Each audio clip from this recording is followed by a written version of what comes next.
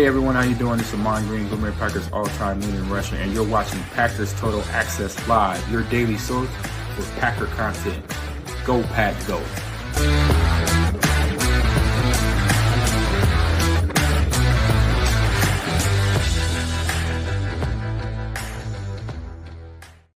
What's up, guys? Welcome into Packers Total Access Live. My name is Clayton. You can check us out on packernet.com. Find me on Twitter at Packers_access. Email us, PackersTotalAccess@gmail.com. You can text us 865-658-5824. Join alongside Tim in Green Bay, here to talk some Green Bay Packers this evening as we got our first injury report out. Got some news on Jaire Alexander.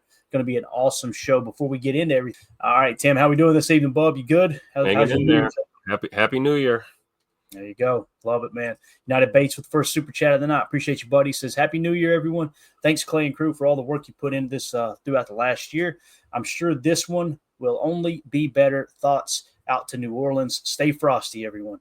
Agreed there, Bates. Very well said, buddy. And again, yeah, thoughts and prayers to everyone that's dealing with everything in New Orleans. I know there's other stuff going on across the country as well. Yep. Stay frosty. That's I think that's the best way to put it. Be honest with you. Well said, Bates. Well said. Thank you.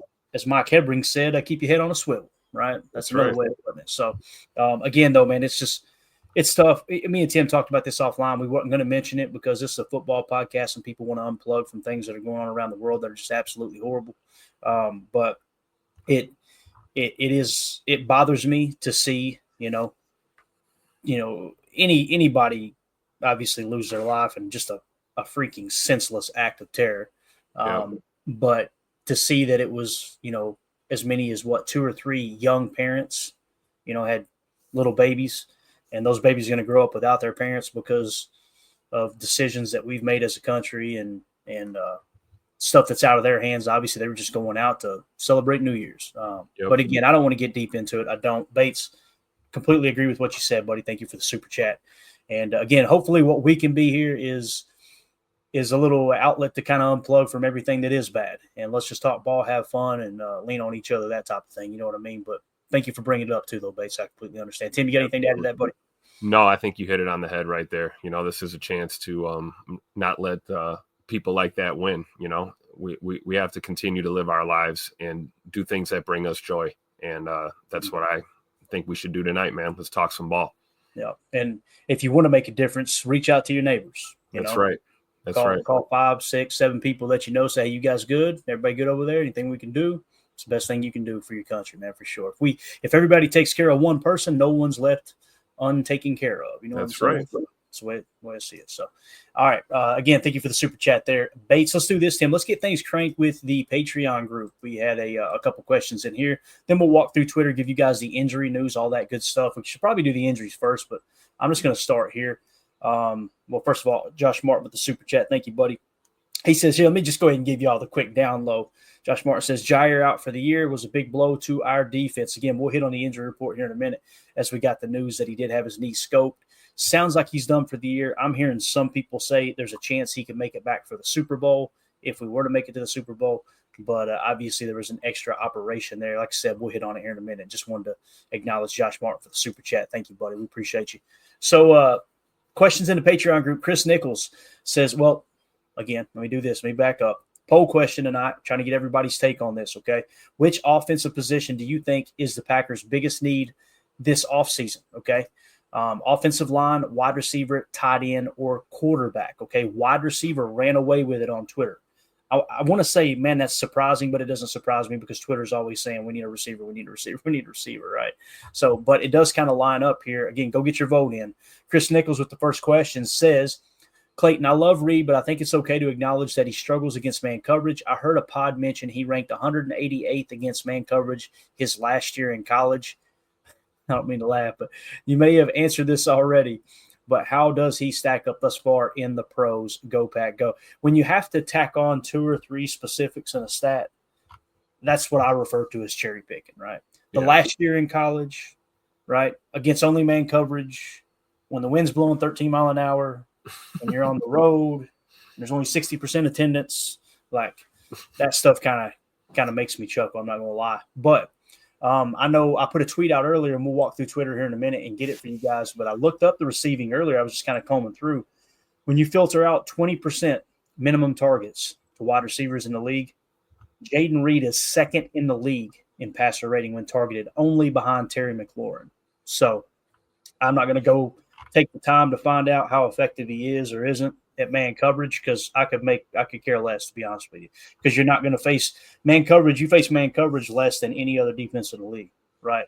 That's another reason why when I hear that mentioned, it's now it just so happened on Sunday, Minnesota caught you napping and threw a bunch of man coverage at you. Yep. And that's typically not that Chris is doing this. I know he's not. Chris is a very, very intelligent Packer fan.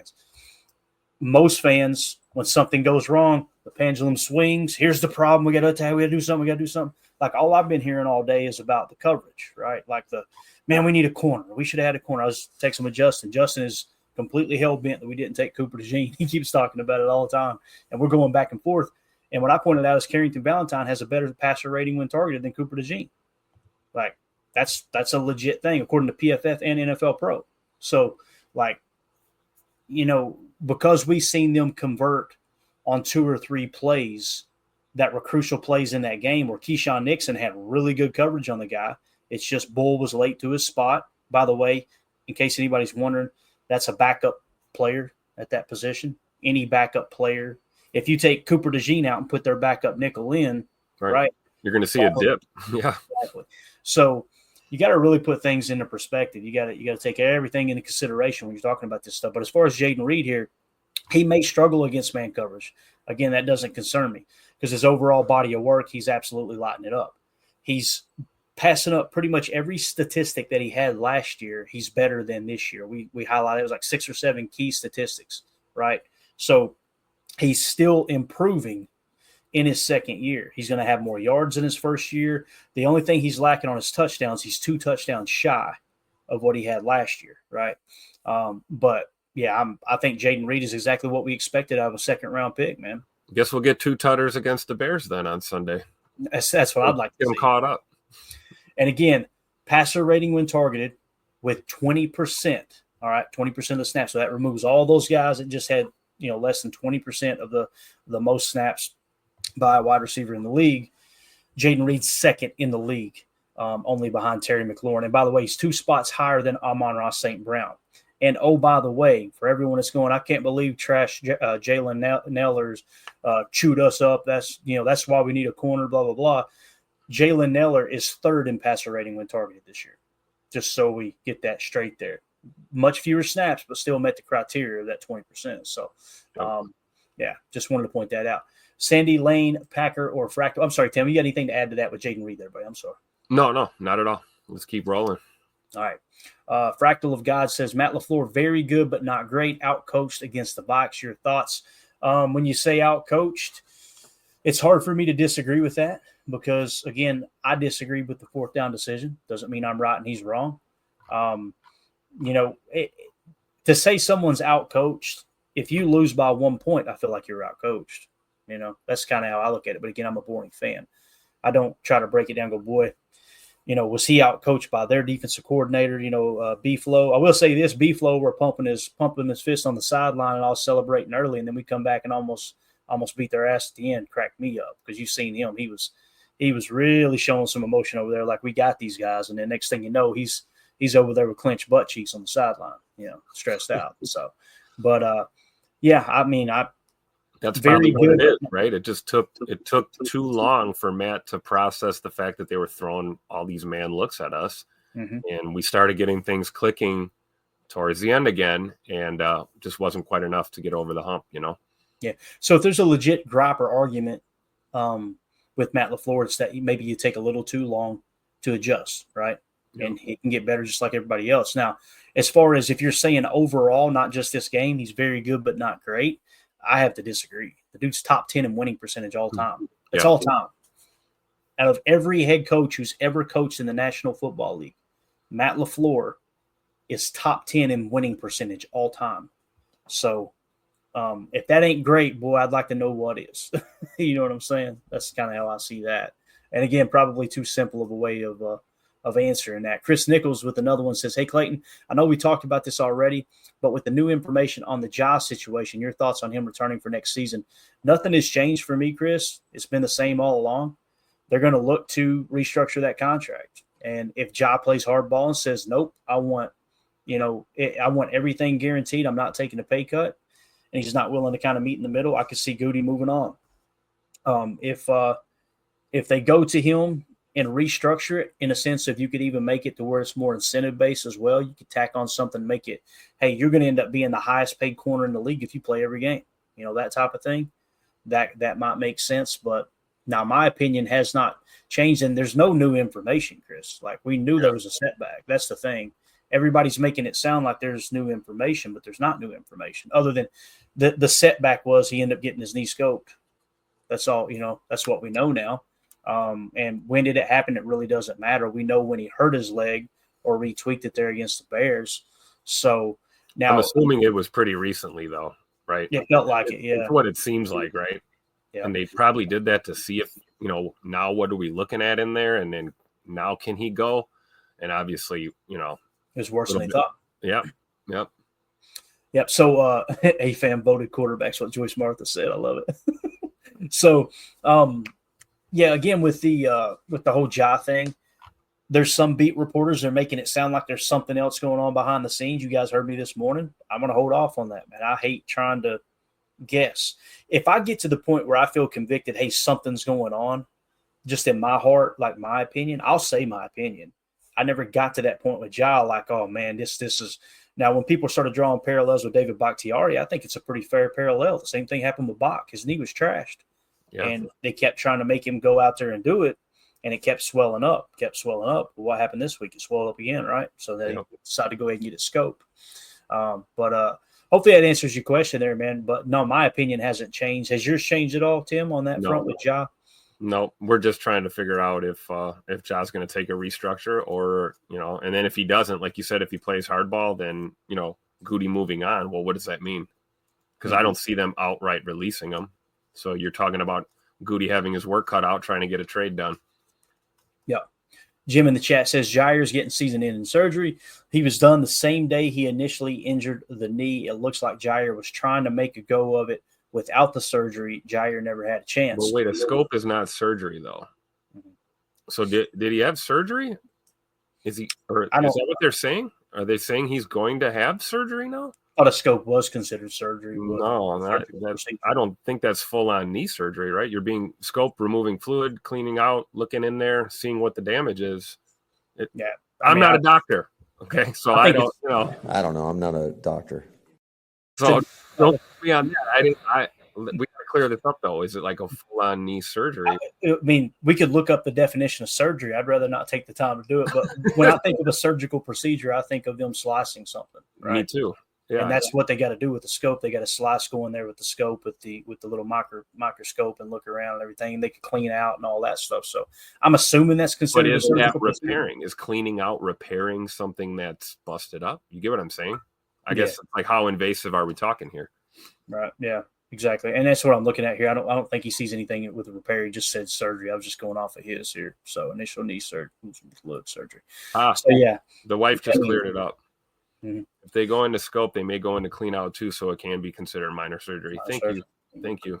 There it is. So it was a surgery. I need one of these nerds in the chat to Google the definition of surgery. I need to know now. This is how my mind works. When I don't know something, it's like, I got to find this out now. So we'll see if that's just involves cutting, if it actually involves repairing something. I'll tell you one thing that's crystal clear. The idea that Jaire didn't want to be out there is complete and utter BS. This to me looks like a guy who kept trying to go week to week. Remember, we were saying, why didn't they put him on IR? Because maybe Ja was pushing back saying, don't you dare put me on IR. I'm going to try and come back from this. So there's a dude who wanted to see the field. So miss me with he doesn't want to be here. He doesn't want to play, all that crap. I'm not subscribing to that. Sorry. Yeah. And again, when the way that I think it's the way that they all handled it, LaFleur and Jaire, there was a couple comments that were made that perked my ears up, like, what the heck's going on? Why would you not just answer that straightforward? And then, of course, when Jaire was asked by Wildy, hey, can you talk to me? And he said no, and he ran out of there real quick. So that makes you think, all right, was there something going on too? But again, I have no reason to believe there was anything other than like exactly what you just said, man. He was trying to go at it, kept re-injuring it, and I don't fault him for that, man. He's trying to get out there with his teammates. He was. I don't appreciate how it was handled personally because they made it sound like and this again, Matt didn't make it sound like this. The reporting on it made it sound as if there might be a disagreement between the coaches thinking he can go and him thinking he can't go. Of course, that kind of felt people like click on your article when you write stuff like that, right? Yeah, I suppose. I know this, boy. It is hilarious watching them refuse to pay for Twitter. They won't pay the $12 it costs for Twitter, but they want you to get past that paywall for them. That cracks me the hell up every time I see that. I'm just being honest about it. But anyway, Chris N says, "Good evening, y'all. I voted O-line partly just based on number of players per group, but also because I hope they upgrade at center and at least add competition / depth to right guard and left tackle by default, Chris." And I think this is kind of what you're saying here, bud. By default, you have to, right? You got to make sure that you got enough bodies in that offensive line room. You typically got a minimum. I personally would like to see 10 carried on the active roster. That way you got a backup at each position. And typically one of those, the guard or the center backup, the reason sometimes you only have 9 actives because the backup center is playing another position. They just rotate them in. But so, if we look at the roster, I'm sure we could look up and go, yeah, I don't feel good about these 10 that are on the roster. You probably want to add a couple more. And then when you add a couple more and there's no pressure and you're just going strictly off the board and you're not trying to reach because you got a position of need, that's where you hit on your Zach Toms, That's where you hit on those guys, the David Bakhtiaris, people like that a little later in the draft. So, but yeah, completely agree with the way you voted there, man. And again, we'll get those tallied up here in a minute for sure. Respect Orange's O-line for me too. Picked up some good jars to keep on the shelf last year, but I think they should look into a center even if they bring Myers back. Okay. You guys know I've been very vocal. I think we need to upgrade center.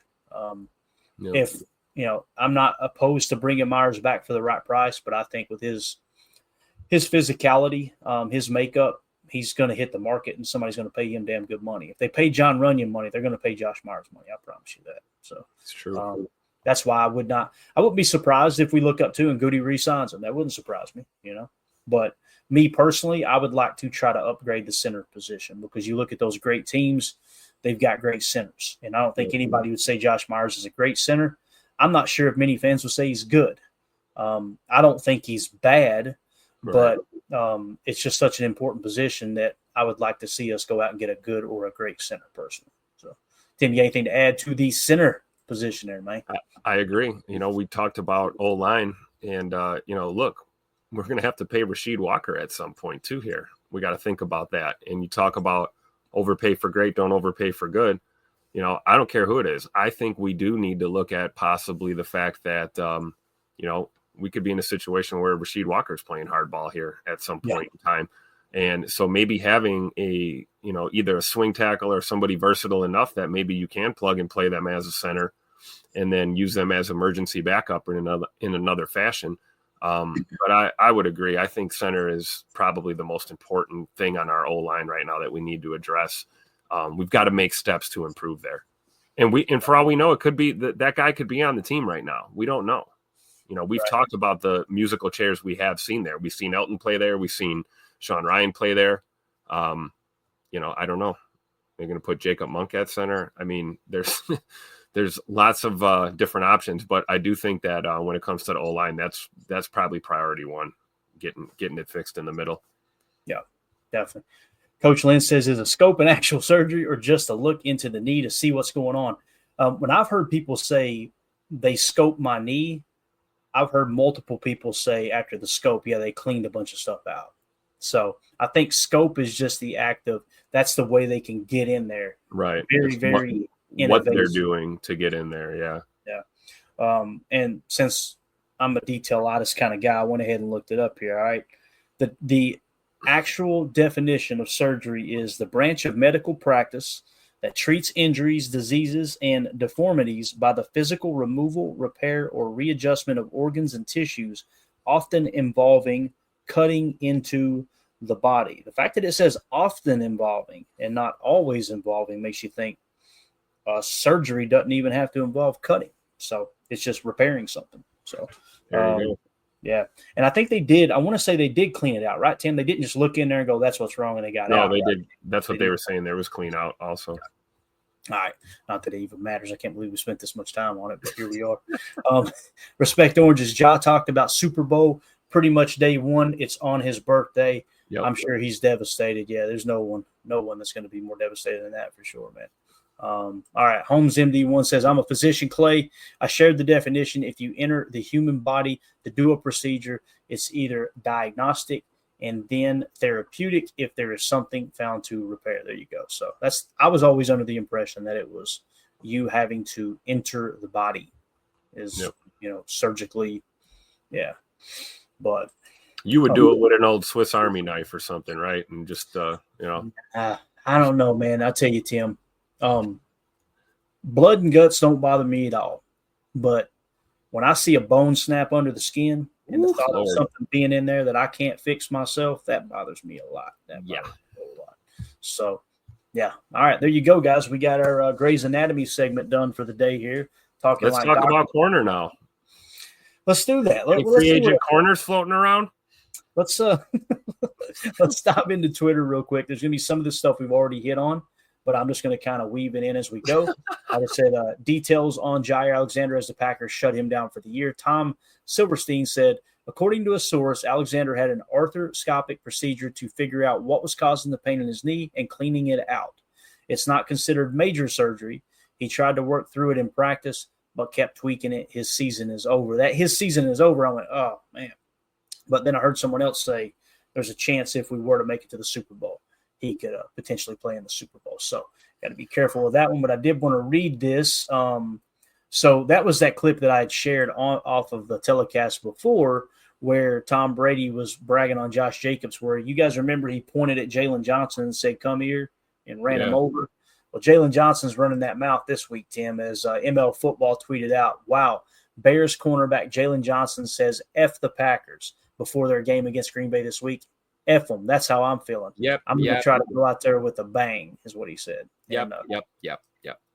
And that's why I simply came back with this and said, I said, Jalen Johnson must have a short memory. And I put that clip of him getting absolutely just annihilated there. So we'll move off of that before we get here. I'm watch that 30 seconds will get us, and probably this one too. Let's see here. Wes Hockowitz had put a tweet out. There will be another quarterback. There will never be another quarterback who played the game quite like Aaron Rodgers. If Sunday really is last call, take a minute to appreciate what you saw on the field the past 2 decades. Your eyes witnessed something special, and he was obviously referring to Aaron Rodgers. Adam Schefter tweeted out, Aaron Rodgers acknowledged that Sunday could be his last NFL game. So I think it's pretty much all but been said here, Tim, that Aaron's not going back to the Jets. It seems like there's some validity to that report now. So if he does end up continuing to play, he's obviously going to play in a different uniform. Man, I don't know. I don't know why he doesn't just take all that money and go hang out somewhere, you know? That might be what he does, though, when it's all said and done. And you can't say that he didn't try and give it a go. You know, how he rehabbed from that injury, and the amount of time he did at the age and body type that he it's impressive. And you know, at least he could walk away. He could hang it up right now, knowing that he tried to play. You know, and that you gave it a full, another year. But I don't see him. Again, I don't know the guy personally, but like I don't see him going through this again with another team. Right? You're going to go and try and do all this whole song and dance all over again. I think Aaron probably takes the bag and he's on a beach somewhere, right? Yeah, I sure wouldn't do it. Now, listen, he's playing with one of the worst rosters in the league. And obviously coming off that Achilles injury, he's still grading out a 76.5 this year. To me, that's good enough to just ride off into the sunset with. Like, hey, we gave it a go. We tried to keep playing. It didn't work. Now go do something that you're passionate about, man. I'd like to see him get some kind of broadcasting gig just because he's going to say what's on his mind, and I appreciate that. Right. But I don't think he will, though. I think he hates the media too much to do that, to be honest with you. So, what about do you see him in any kind of coaching? Maybe retire and then step away for a year or something, and then maybe he's in somebody's quarterback room, some kind of assistant or quarterback whisperer kind of guy. Based off of what he said on the Pat McAfee show, I want to say no, because they have made comments like, no way I could be a coach with the time that these guys have to put in. Because you want to talk about grueling job, man. Those guys are sleeping in the facility. I mean, they got 16-hour days. Like, it's nuts, right? I don't think that would be his cup of tea, but what you said there about being maybe an assistant, a specialist, that type of thing, that could possibly work. I think it just like when you hear Jordan talk about, his relationship with Aaron and, the time they spent together going over film and, then also out on the practice field and just little things like that. Like, I feel like, Aaron would be a good, like, kind of more of a hands-on guy working with young quarterbacks and getting them acclimated. So I don't know, maybe you're right. Maybe kind of like a consultant role, Yeah, could be. I wouldn't rule it out. And I think obviously he's got a lot to share, a lot of advice to give. I mean, what he did with Jordan was phenomenal in my opinion. You see how many times this year we've said, boy, it looks like 12 right there. You could tell he's picked up on some of his game for sure. The way he took him under his wing, man. Again, I think there's not enough Packer fans that truly appreciate that, really. Wish I could show the video here. It's just another highlight, though, no big deal. According to PFF stat database, Carrington Valentine is currently 14th in passer rating when targeted at cornerback. In the entire NFL, he's currently ranked 16th with a 72.4 PFF grade. So, again, I know the big talk is we need a corner, and I know Valentine does not play slot corner. And you guys know I feel like we need a slot corner more than any other cornerback position. But Carrington Valentine, man, he has really turned it on. You're talking about him being a top 20 cornerback right now. And I know this catches people off guard, and they got to go, wait, what? What? Yeah, that's legit. Passer rating when targeted, he's 14th when you remove the 20%ers out of there like we talk about. And then when you go to the PFF grade overall, 72.4, that's 16th in the league. Guys, Carrington Valentine, there's no reason that we should think he is not going to be a solid starting corner. That grade right there would suggest he's a very good NFL cornerback. What's great? I feel like great's probably top 10, elite would be top 5 to me. The fact that he's in that 14th spot, we've got a very good corner who's a 7th-round pick under contract for 2 years after this year. Pennies on the dollar. Boy, oh boy. I'm excited to see him continue to grow, and I'm really excited to see him in these playoffs. Tim, he's been the rock at the cornerback position this season with Jaire being out. When you think about it, when they finally pulled the trigger and moved on to him from Stokes, right? It's like, man, he's really settling in now. So does that catch you off guard, or is it just me, man? I've seen that, and you guys know I've been here lately. I've been like, holy cow, dude, he's playing really good football. We see it all over the tape. Yep. But I didn't expect him to be top 20 like that. That's wild. Yeah, no, it's kind of a surprise, but then it's also kind of not, because you kind of, I remember being real excited seeing him, last year when he came into camp, and just you kind of saw that energy that he brings. Mm-hmm. And there was a part of me early on that kind of expected, maybe Carrington Valentine is that guy, and it's looking like, year 2, he's stepping up exactly when this team needed him to. You go down your number 1 corner, you don't have a choice. That's why they say next man up. And, credit to Matt LaFleur and the staff for doing what was right, which is moving Stokes into that kind of rotational backup role. Yeah. And letting Valentine and Keyshawn go out there and cook. And I think they play well together. I think there's a chemistry between those guys for sure. And, the only icing on the cake would be, hopefully Javon Bullard stepping up and really being able to play in the slot.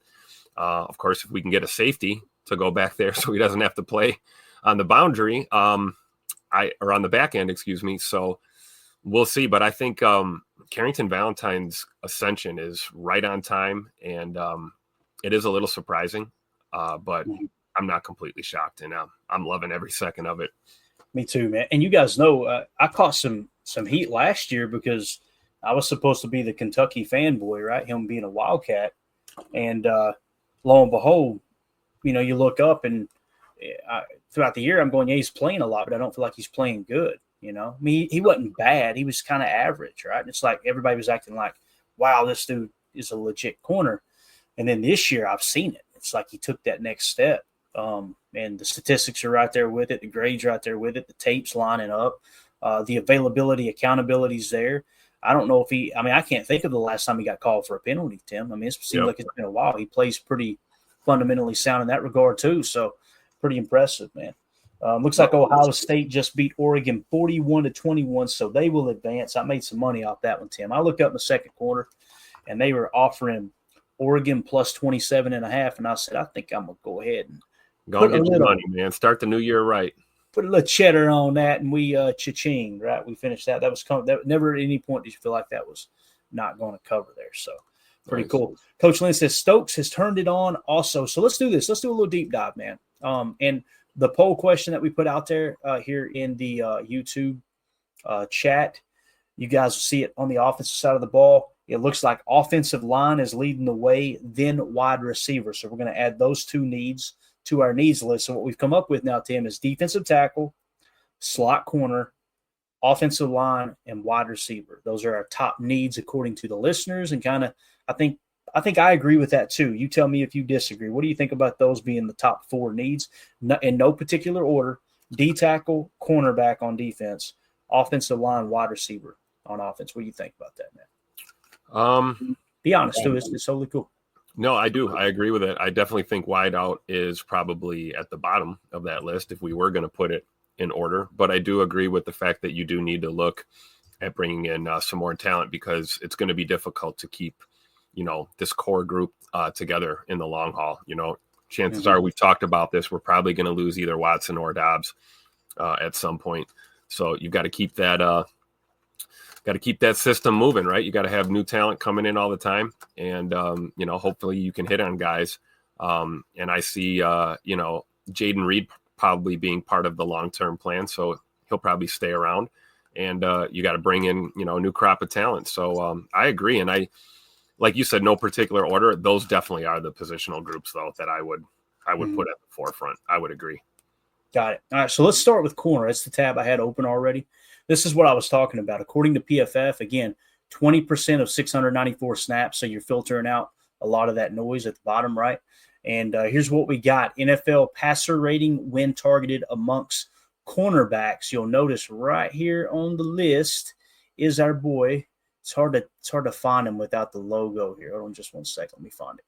I may have pulled up the wrong tab here too.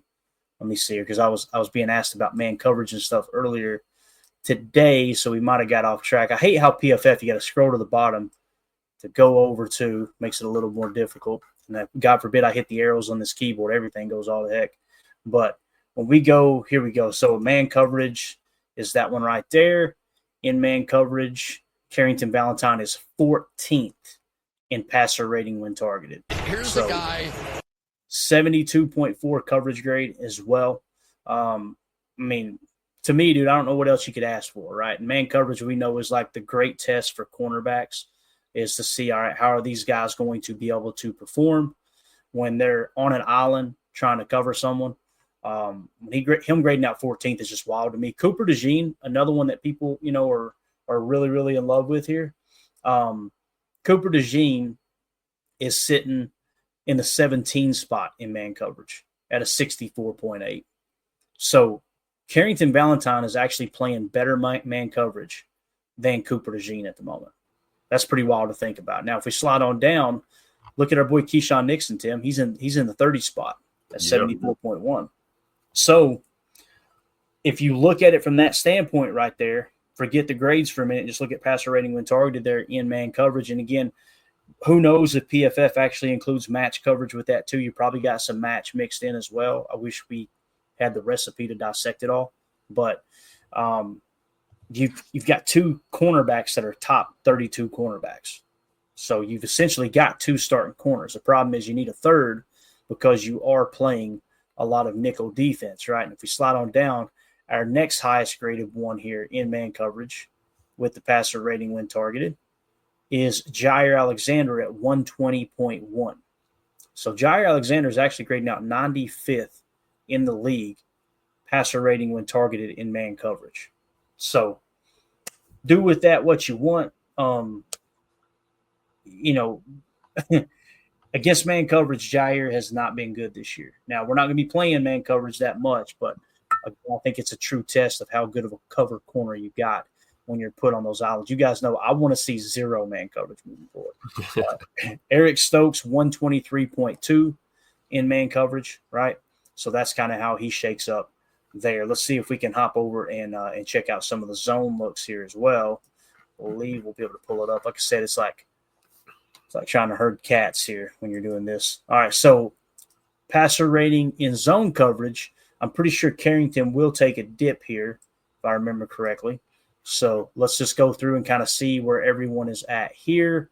The first Green Bay corner is actually Jaire at, and I can't see it, but he's 24th because I'd have to go all the way over. He's 24th in passer rating when targeted in zone coverage, so he plays zone a lot better. Eric Stokes is 29th in zone, okay?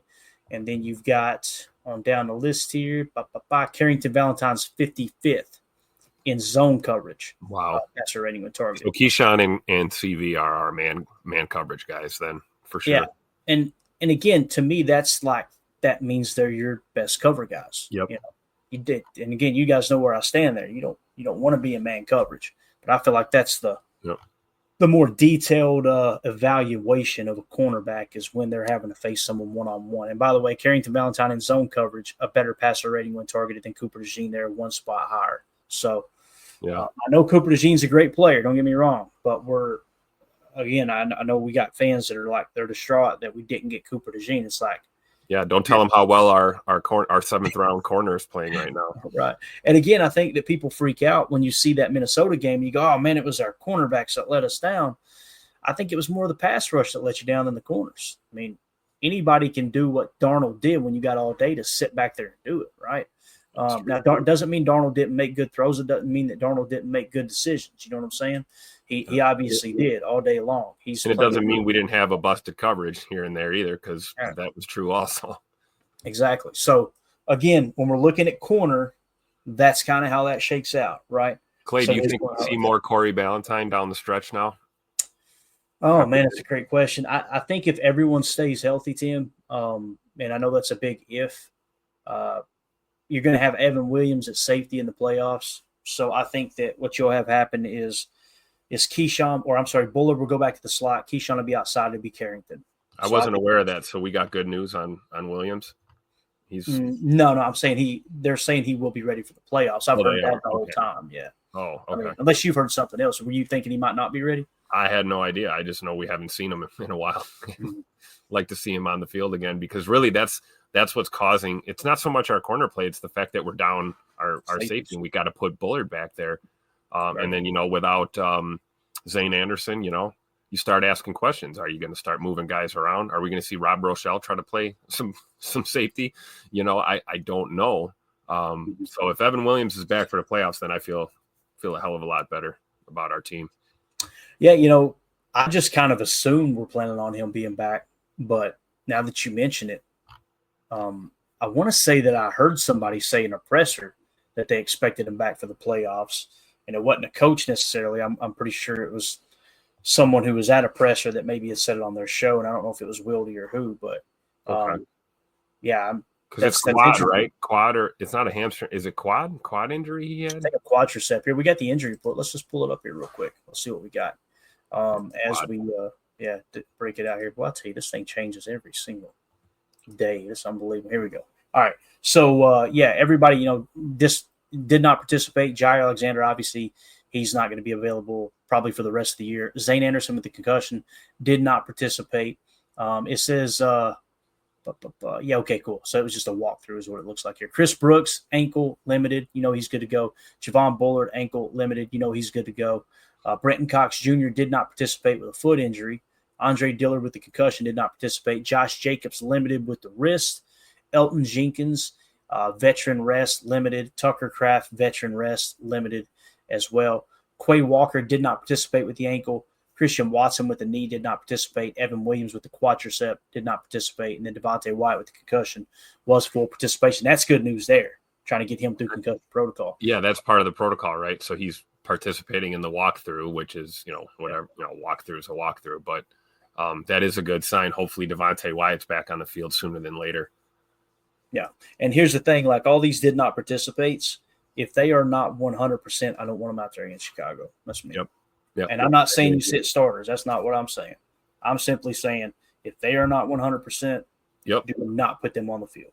And if you go out and it's week 1 of the playoffs and Evan Williams can't go because he can't go, I can accept that because he's just too hurt. But I can't accept that because you put him in week 18 and he tweaks something. Yeah, exactly. I get it.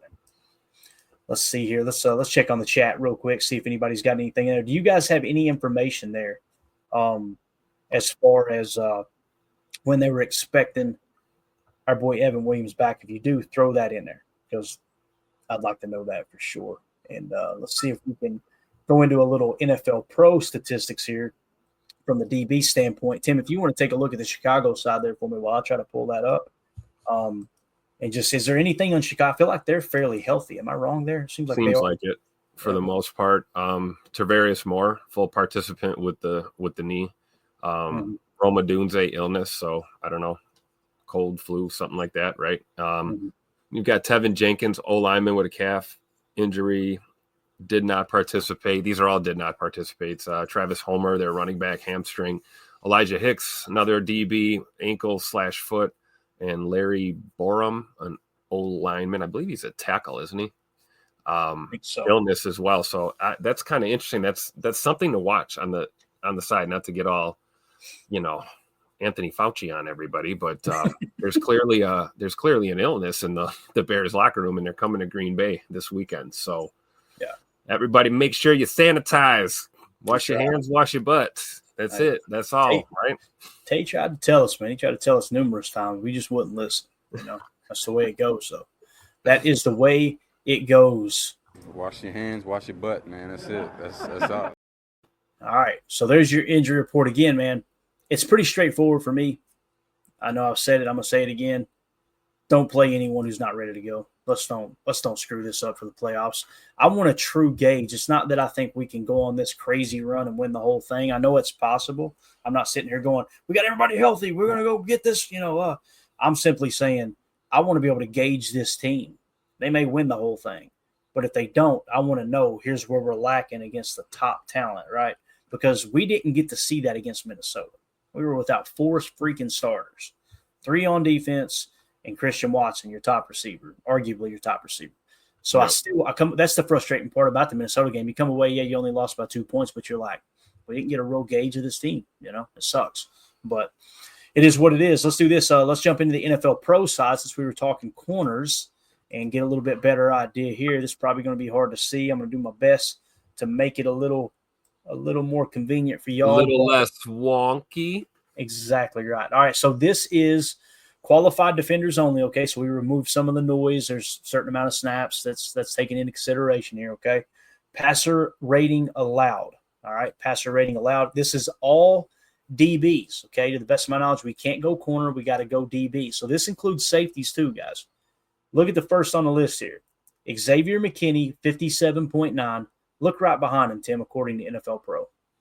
64.0, Carrington Valentine. Here's a guy. So he's 19th, and that includes safeties. Wow.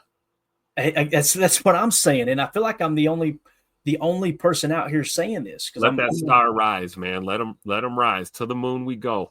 Yeah. Let's go. Sky's the limit, baby. Let's go. I'm on Twitter, and I'm like, this is kind of a big deal. Like, why ain't nobody talking about this? This dude just right before our very eyes, man. It's not a small sample. We're busy talking about Jaire's knee. We can't. Exactly. And talking about players that aren't even playing right now, but 459 snaps, man.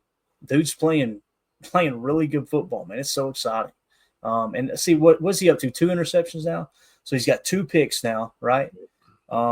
Let's see. Been targeted 27 times, it looks like. And, so obviously he's never rushed the passer being out wide there. I'm trying to see some of his others. He did have 1 pass rush snap. That's interesting.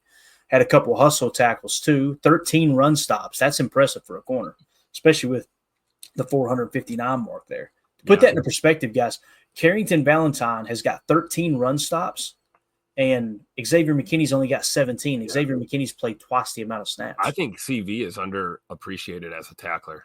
Yeah, I really do. I mean, he's a machine out there. And he doesn't look like, he's not a big imposing body type either. He's just a really fundamentally sound tackler. Yeah, completely agree. We'll probably just keep this to 1 hour tonight, Tim. We'll go a little long, and then we'll just wrap it up. That's cool with you. Cool. So, let's see. We'll go cornerback deep dive on the title here. Make sure everybody knows what we're talking about. So let's scroll on down. Let's see where the next one is. And again, this is passer rating allowed. And mark anything in the chat that you see, Tim, that you would like to hit on. We'll make sure we got a super chat, don't we? I just saw it. Yeah, Badger Trio. Yeah. We pull starters if Wash is up big. Talking about the Washington Commanders. I don't know, man. Trio, you've heard a lot of talk about this. Belichick talked about it earlier in the week. I think he was on the show with Pat McAfee, and he said the reason that we never did that, we never sat starters, is because how am I supposed to? We can't sit them all. How am I going to go to other starters and say this guy's more important than you? That's not sending the right message to your team, you know. And he pointed out, the players we had on our team, Tom Brady, Mike Vrabel, Teddy Bruschi, people like that, Willie McGinnis, they didn't want to come off the field. They wanted to play, right? Yep. They made the decision very easy for Belichick. And I think that Dan Campbell said something similar there too. So, if Washington is up big and you're saying, okay, we don't care about winning this game, but here you already march your starters out there, I don't think we'll look at it that way, Trio, to be honest with you. I could be wrong. I think you're going out there to win the damn football game. Yeah, you play to win the game. Exactly. I think everybody who's healthy will be on that field, and they're going to be out there to win that ball game, well, no matter what Washington does. Again, I understand what you're saying, and it's a smart way of thinking, but I just don't see it being a thing here in Green Bay. Tim, you agree with that or no? Yeah, I do. Definitely. I don't think they're going to let other teams influence what they're trying to do on the field. And we don't know what they're installing either. The game plan's the game plan. I think Badger Trio is probably, if Washington is up big out of the equation, is there a plan to pull starters on Sunday against the Bears? Probably. We go up, 3 scores, 4 scores. You might start incrementally rotating some of those important pieces out because we got playoff football to get ready for, unlike the Chicago Bears. So I always got to take that shot. Unbelievable. I do, Clayton. What, I'm supposed to be nice to those guys? Forget it. The Bears still suck. It is funny how some people are like, man, I kind of feel bad. No. Nope. Not with all that crap they're talking right now. No, thank you. This last offseason, boys, all I heard was how, this is the end of Green Bay and Chicago's taking over the North. Taking the North and we're not giving it back. Yeah, good luck with that, buddy. That's so cute. How y'all doing down there in the basement? Isn't that special? All the way down there in the basement. Jay Cole in the chat, I see you. I want to put it on the screen, but Clayton, you see it. I agree wholeheartedly. Let's see here. There you go. He edited it himself. That's good. He didn't put it up there. You're good, Tim. Let that thing. That's kid friendly. They can do the math though on that one. We know. Amen, J. Cole. Thank you. That's right. There you go. All right. So climbing on down, passer rating when targeted through the DBs. Evan Williams is 25th in the league at 67.5 as a rookie. Boy, oh boy, how blessed are we? So again, when you look at it, passer rating when targeted, your top defensive backs on this team are Xavier McKinney, Carrington Valentine, and Evan Williams. That's how that shakes out there. Now, if we were to extend it down to 70, let's see if another one may or may not pop up here. Jaire Alexander, 77.6 for Jaire Alexander. He's 51st in the league.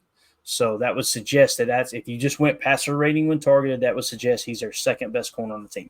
We all know we don't believe that. We think Jaire is the best corner when he's healthy, right? Yep. On the team. So please don't get it twisted. But again, man, like Joseph said too, that was supposed to be Evan's weakness. Right. I agree, man. and here it is. It's like that might be his strength, right? So really, really cool. Really cool. Love it. Let's go on down, see if another one. That's it. We just go to 70 there. And this is where it's just going to keep it ranked 70. So I guess it would be 140 would be the technical number. So we'll start at 70 and work our way down. Let's see the next corner that pops up. I'm trying to see where Stokes is because, Coach Lynn had mentioned it, and I wanted to kind of see there. So tack on 70 plus 55, you're somewhere around the 120-something mark of all DBs. Keyshawn Nixon, 98.2 passer rating when targeted is where he's sitting right now. Okay, according to NFL Pro. All right. Then The next one would be on the list here. Devon Bullard. Yeah, seen him back there. I'm going to make sure there's nothing up here. There's Eric Stokes. Oh, there's Stokes. Okay. Eric Stokes is 102.1. So that's where Stokes is sitting, passing rate. And I'm not going to speak for Coach Len, but I think maybe what he's saying is kind of what I'm thinking is that, when you talk about Stokes stepping up, it's him not making huge mistakes. We're not, we always talk about like he doesn't have a lot of PBUs and, no picks and all of this, but I'm also not looking at tape of him getting cooked up and down the field all night. And that's pretty much what you want a, third, fourth guy in your depth chart to be able to do, right? Go in, play a few snaps, don't make any big mistakes. Hell, if you go in and make a play, even better. And I think we've seen that from Stokes the last really 5 to 6 games. He's kind of turned a corner here. Yeah. And it's showing he's given up 3 touchdowns this year. And we could go watch it. I'm sure that's legit. That's what I love about NFL Pro. We could actually find them. I bet you they were early, right? Early probably, in the season. Yeah, probably were. Yeah. Yep. I would imagine so. And then next on the list for the Packers, I think you said we've seen Bullard. So Javon Bullard, 125.5. Listen, anything over 100 guys, to me, that's not good, right? That's just kind of the way I see it. So both Stokes and Bullard are playing backup quality football, and that's why I'm saying, like, if you're going to get a corner, go get a slot, right? And who knows, worst case scenario, you hit on that slot, Bullard amps his game up. Now you got 2 guys that can play slot, and you're a little deeper, right? I just wouldn't put it at the top of the priority list for me personally, especially seeing that you got Xavier McKinney seems to line up over the nickel more than he does opposite the nickel, and I think that helps kind of stop the bleeding there too. When you got a quarterback looking up going, okay, I'm not going to try to go over the top against this nickel corner here because there's X, and X will pick that ball off, right? So just another way of looking at it. So there you go. There's your cornerback deep dive. A really defensive back deep dive. I just wanted to kind of dive into that since cornerback was a hot topic earlier today with some of the poll questions that we did put out there. Let's see here. Respect Orange just says, get a lead, dominate the Bears, and then we can start pulling starters. There you go. That's the game plan. Heard it from a fan right here. AFAM says we need to run more tempo. We need more cowbell. No, I like tempo too. I really do. I like it in moderation. Yes, you hit it on the head. In moderation. Yep. Exactly. And I know people get frustrated when you wait till the last second on the play clock to snap the ball. I get it. But understand they're trying to take every second to gather information so they can make the right read on the play, they being Jordan Love, right? So there's pros and cons. If you snap it early, you're snapping right into their disguise every single time. So just a good combination of both. And like what AFAM says here, I don't disagree with that at all, man. I think it's a pretty darn good idea to go out there and go tempo occasionally, man. Yeah, I had to star that one, because every once in a while hell freezes over, and I agree with AFAM on something. And totally. And when it's like you said, you got to use it kind of sparingly. You got to be picky when you do it. And we have seen the boys do it and get 12 men on the field. We have seen it. That's really when you're running tempo, like not in 2-minute drill. To me, it's a way to just keep them from subbing or making it more difficult for them to sub, and then you get the free play looks. So I agree. I would like to see more tempo peppered in throughout games situationally, not just 2-minute drill. Yeah, for sure. All right, man. So we got that covered. Receiver was another thing that kind of got brought up, right?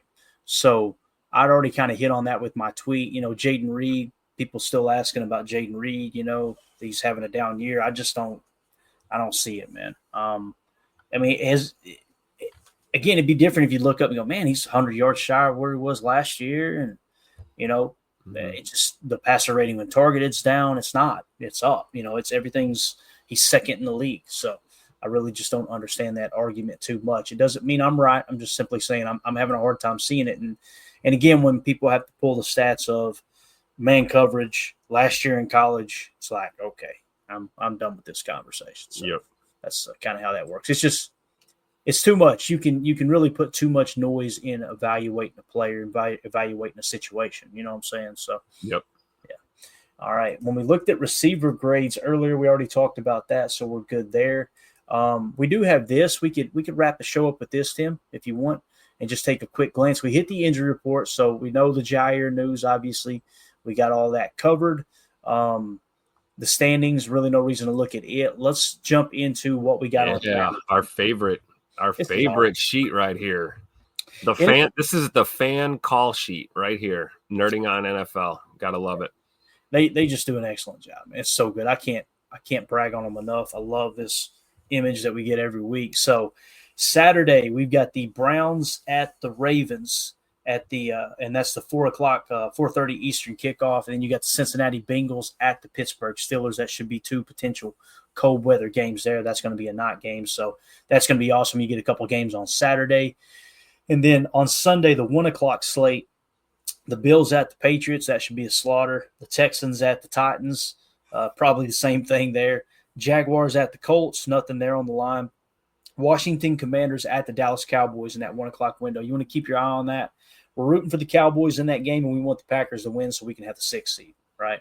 Yep. If Washington wins, there's nothing we can do. They've got the 6th seed. That's why people were asking in the chat, hey, would you be opposed to taking the starters out if Washington jumps up to an early lead? It makes sense, but I would not. Giants at the Eagles in the 1:00 window as well. Obviously, the Bears at the Packers. Looks like it's going to be a cold one on tap. There was a slight chance for snow last time I checked, Tim. Have you been keeping your eye on that at all? Yeah, we could see some flurries, and it's going to be a little chipper on Sunday. And y'all got snow everywhere up there right now. It's all around you guys. Might not be hitting in Green Bay right now, but boy, it's covering 80% of Wisconsin right now. Yep. We got a cold, like some kind of polar vortex or whatever they call it, some kind of massive cold front kind of deal coming in here. So bring your layers if you're heading to Lambeau. Yeah, the night before, Saturday night, it's supposed to get down to 5 degrees. And then Sunday, the high is 22. It looks like some of that snow has moved out. There's very, very little chance of snow, but the high that day is going to be 22 degrees, partly cloudy.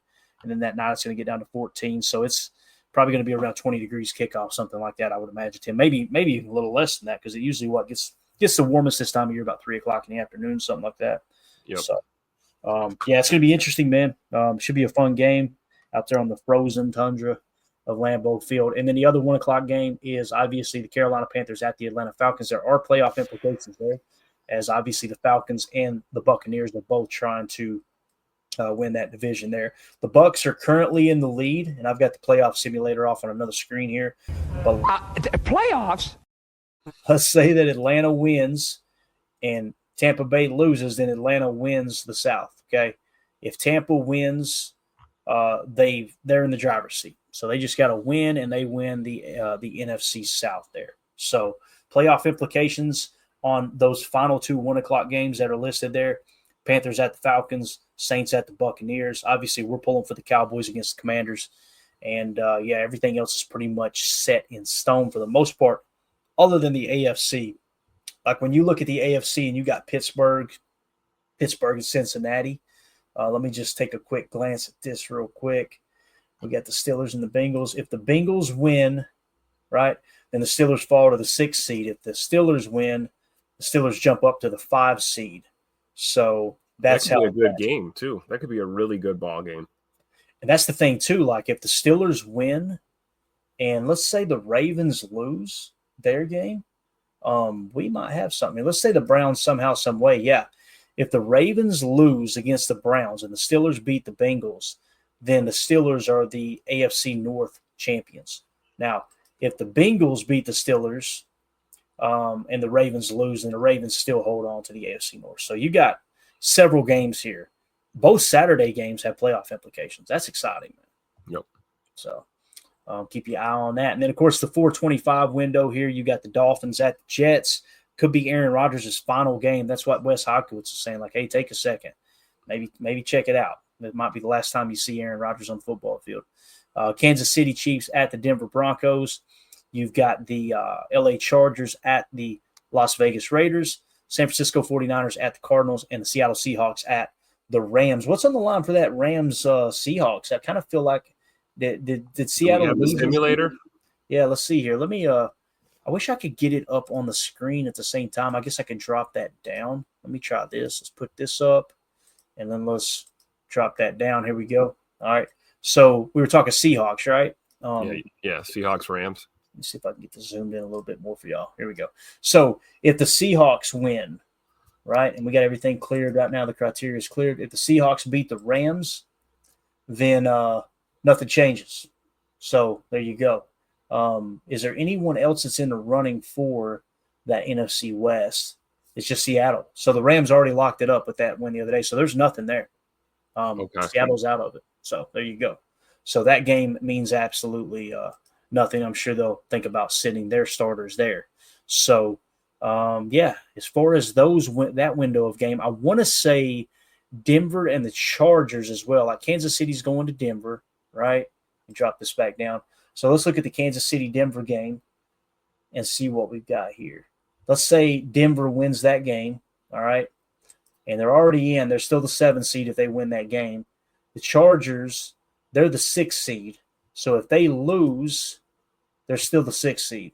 If they win, they're going to climb to the 5th seed, and Pittsburgh would drop before Pittsburgh's game. Of course, Pittsburgh will know who won there. We'll give you these updates when we do our post-game show, too. We'll kind of walk everybody through. So, you've got probably about 4 or 5 games that's going to control some seeding in the playoffs, man. That's exciting. So absolutely, man. I love this time of year, right? Can't believe another season about to be in the books, Clay. It's crazy, man. I feel kind of depressed, I know it is. A little bittersweet. It's but at least our season didn't end a month and a half ago like the Bears did. There you go. It's why when people get overly negative, I'm like, God, slow down a minute. Like, let's enjoy this a second. Let's don't be miserable all year long. And I've just got to stop responding to people is what I got to do. I got to get better at it. I hate to ghost people. You know what I mean? I feel like if they're taking time to message me and talk football, I should respond. But I get a lot of messages on Twitter, and it's negative. And I'm like, bro, I can't do this. Like, you guys are dragging me down, man.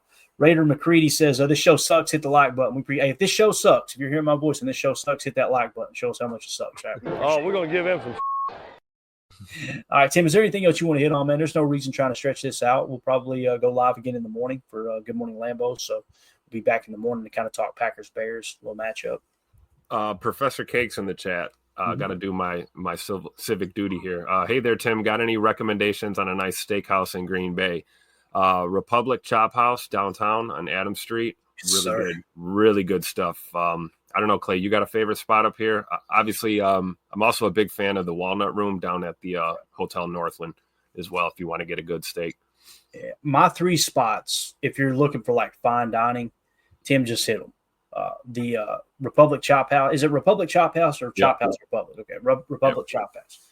They were phenomenal. And we actually seen a couple players come through at the time. Devondre Campbell and his wife came in, and then Jaron Reed came in and went back to the back and ate with them. So it's kind of a upper end. It's kind of pricey. Yep. But if you take the lady friend out to a nice dinner, it's a good place to do it. Downtown, beautiful setup. Like Tim said, the Walnut Room is inside the Hotel Northland. If you guys don't know what the Hotel Northland is, our boy Vince Lombardi used to do his team meetings there when their offices were downtown, and players used to live there as well.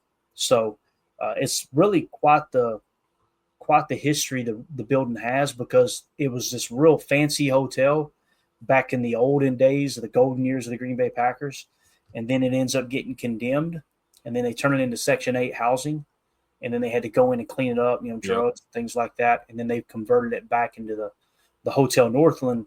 And it's kind of turned back into this. The Walnut Room was the name of that room, and they've turned that room into a bar and a restaurant.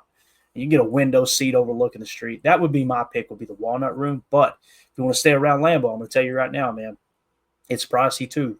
But Tavern in the Sky at the Lodge Kohler, man, beautiful view of Lambeau, awesome setting, great food, really, really good spot. That's the place, in my opinion, to go after a game too. Yeah, for sure. If you're staying there. If you're not staying there, see if you can sneak in. Just don't tell them I told you to do it, all right?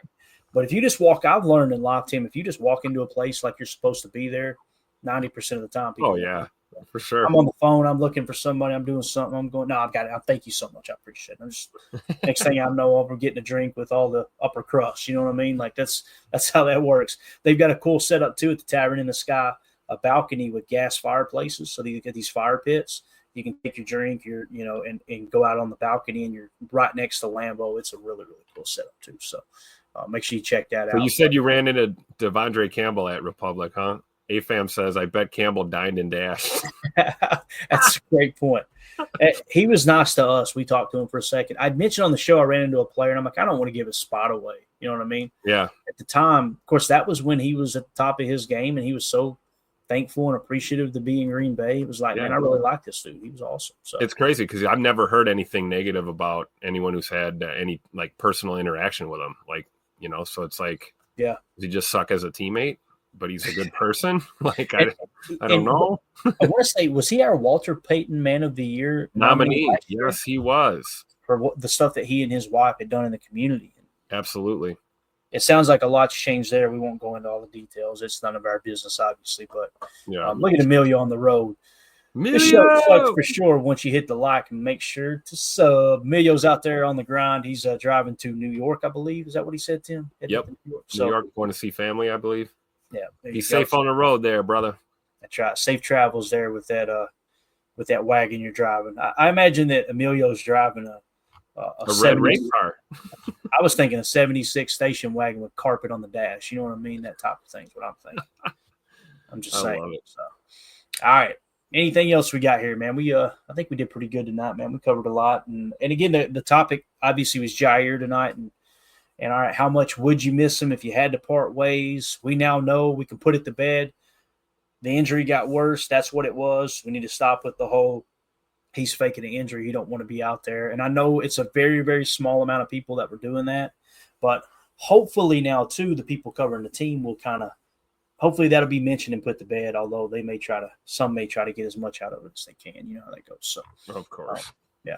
But anyway, so there you go. As far as our needs and the poll question that we had tonight, just to make sure we didn't overlook anything, offensive line 59%, wide receiver 26%, then quarterback 11, tight end 4. So we won't even include those as such a minute amount. So the viewers here on YouTube suggest that our top needs on offense is offensive line, and I'd say they'd probably say specifically center would be my guess there, right?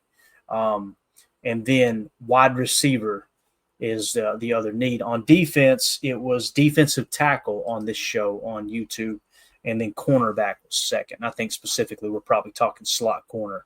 Seeing how well Carrington and Keyshawn have kind of held their own on the outside, it kind of feels like slot would be where you can make your hay and keep Keyshawn on the outside.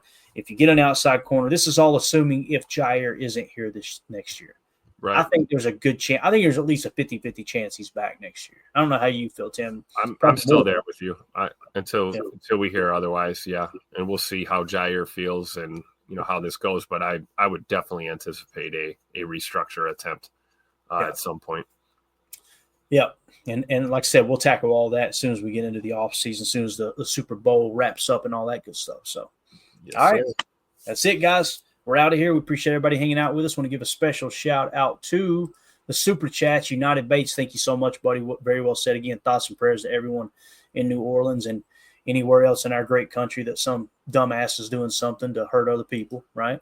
Yep. Josh Martin, thank you for the Super Chat, pal. Badger Trio, thank you for the Super Chat. King Tron just came in with one. Thank you, King Tron. He says, like and share, folks. These boys give us so much entertainment. We are blessed to have such a great source of info for our favorite Packers. Go Pack Go. Thanks. Hey, King Tron, we are equally as blessed to have you in here, buddy, and everybody that's whether you super chat or not, everyone that's in the chat, you guys make the show, man. Absolutely. Appreciate it.